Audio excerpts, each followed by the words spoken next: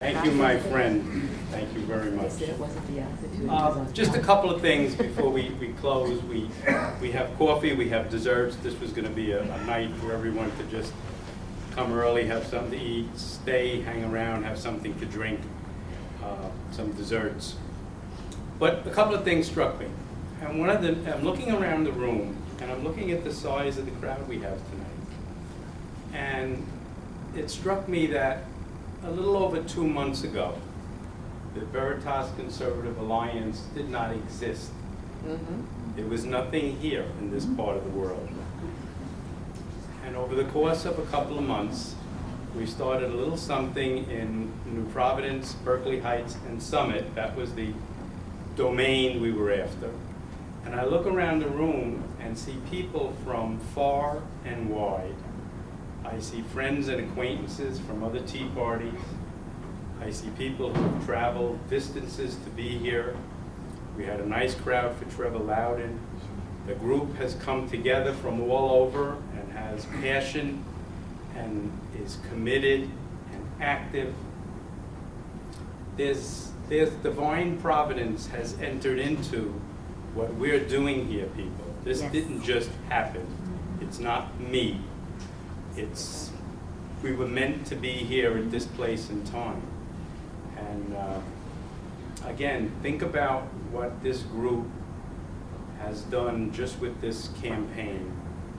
And again, for those who may have come in late, we have sent almost 5,000 letters to priests, ministers, and rabbis in the swing states asking, coercing, encouraging them to do what their vocation tells them to do, to speak about our faith and the moral issues that come into play in this political election. And I'll do the numbers again. If we sent 5,000 out, if each pastor can touch 1,000 people, that is 5 million. But that's a ridiculous number. Oh, no. And I have said, let's assume 90% of them are thrown away, disregarded, or they read and they send me a nasty letter back. If 10% hit home, 500,000 people in the swing states touched by a group of people who were not together 2 months ago. That is unbelievable. And when people say, what can I do? I'm one person. I have one vote. And when I tell people, talk to other people, well, I didn't invite all these people here tonight. I started out with a small handful. And word, you've spoken to others. We've networked. Some of us know each other through different aspects. We've had a meshing of the Union County Tea Party in with us. Vicki's brought that group in here. This is amazing what's happening. Use it. It's like having a gift. It's like being able to sing or to play an instrument. If you don't use it, what good is that gift that was given to you by God? Our gift is to come together as a group and to do whatever we're being led to do to try to save this nation. And I'm telling you from the conversations I have with the Tea Party patriots, this is happening in every state in the Union. The revival that Pastor Nash was talking about is happening, but it's not a big revival. It's not a big tent revival. It's little rooms. It's 20 people, 30 people, 40 people, 50 people. And then it's 100 of us getting on the phone and talking to each other from state to state. That's what's happening here. It's a blessing. Use it. Don't miss up. And we have a lot to do before we're done. And we're not done on Election Day. Janet. You said that you would send us the copies of the letters on email. I'm asking for your permission, or let's think about it. Can we post these on Facebook? Without names, obviously, deleting you. I'll let you know. I don't see any reason why not. I'm thinking yes. But when I send it out, the instructions, I will. And that, again, for those who weren't here early on, the second phase on top of our mailing is I am going to email copies of these letters we sent to everyone and ask you to, if you feel it's something you want to do, hand deliver it to the pastor, the rabbi, minister in your church, or mail it with a personal note. And also send it to everyone on your email list. Make it go viral with the same instruction. It's not a mass emailing to the priests and ministers. It's getting it into the hands of someone here, someone there who will take it to church and go, Father, Reverend, Rabbi, would you read this? I believe this. I believe in this. You're my shepherd. Would you please read it and please consider acting as this asks you to do? That personal touch is going to be so much more than even our mass mailing. Nico, question. Yeah. I'm not aware. Does the Catholic Church have voter guides? Yes. Lobby? Yes, they do. Very Yes, good, very yes, good. they do. And there have been more and more of them coming out, a little bolder and bolder. Margie? Have you had any responses to the letters? Yes, I've had a handful, a half a dozen, 8, mixed, Mixed. about 50-50. The ones who disapproved of what I did were vicious. Vicious. What states? How They weren't Catholics, were dare they? I suggest this? And your ilk, us conservatives, will not provide food to the people. And I'd like to write back, well, you don't let the people be born for us to try to feed. Right. But it's vitriol that we have. I did hear a Catholic priest on some New Jersey channel on a Mhm. Sunday. Yeah.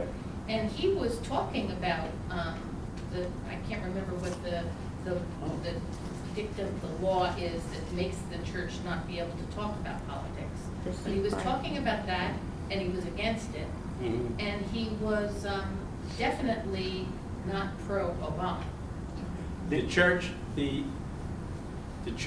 and I've spoken at a number of church groups over the last few months, and I make this very clear because when I speak, I make sure mine is nonpartisan, because the church cannot endorse a candidate or political party. That's the end of it. Beyond that, the church can, should, and must address issues, ideologies, policies that affect us as a nation, our future, our children, and as a people of faith. Sal? Just to clarify what you said, the Archdiocese of Metuchen, in which my church belonged to, issued something to all of the parishes. And, for example, my church, at every Mass a couple of weeks ago, the priest talked about the war on religion and the fact that the Catholic Church is suing the Obama administration. We gave out postcards at the Mass, all right, for people to write in to send into the administration. So there are some dioceses that are doing this. When I was writing our letters to Florida, we were working on the letters to Florida, Joan happened to pull out something that the bishops in Florida, for example, put together a voting, demands on each side, and are handing it out all through Florida. And the Diocese of Newark, the Archbishop wrote a letter. Right, and they read it at every Catholic church. Yeah, I mean, they're fighting. So they read it at Our Lady of Peace. So there is stuff going, I agree, I think the Catholic Yes. Church has been woken up and they realize that it's now or never. They have to speak out. You're absolutely right, Ann. And I'm not gonna say I monitor, but I get input from a lot of places. And I can tell you the defense that's come out by all churches, including some of the rabbis, has been huge. And it's increasing. I mean, it's geometrically, as we get closer to the election, a nerve has been touched. It took a long time for the nerve ending to get to the brain, and the brain to make the body act. but it's happening, and it's happening faster and stronger day by day. And it's The even timing happening with is business- right. With business people all over. All Yes. these big leaders. Yeah. Yeah, And yeah. Let me just, Carol. There's other things going around that are promoted by the Muslims, Abraham lunches and Ramadan dinners. And these are happening at churches, temples, The White House. and. Of course, the White House.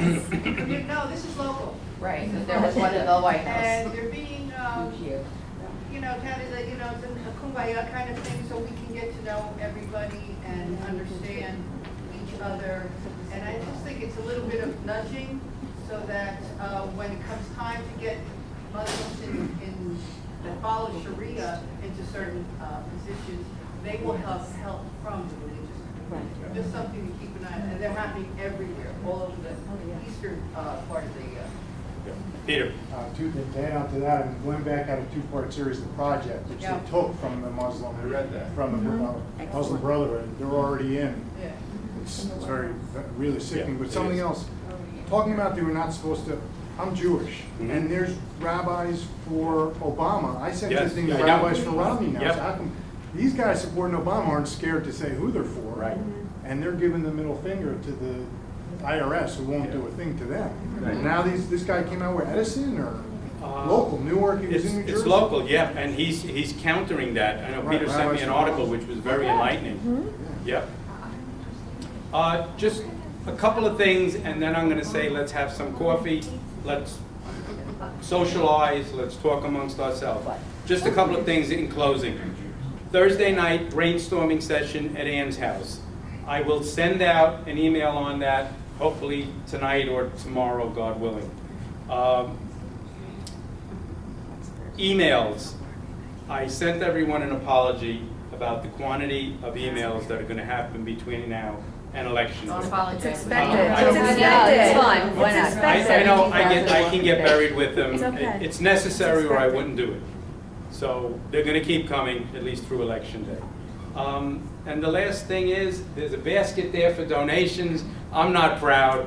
Feel free to drop something in if the spirit moves you. We want to keep doing what we're doing and do it right, and we can use whatever help we can get. Have some coffee, have some dessert, stick around. We don't have to be out of here for another half hour. Thank you all for coming from all the places that you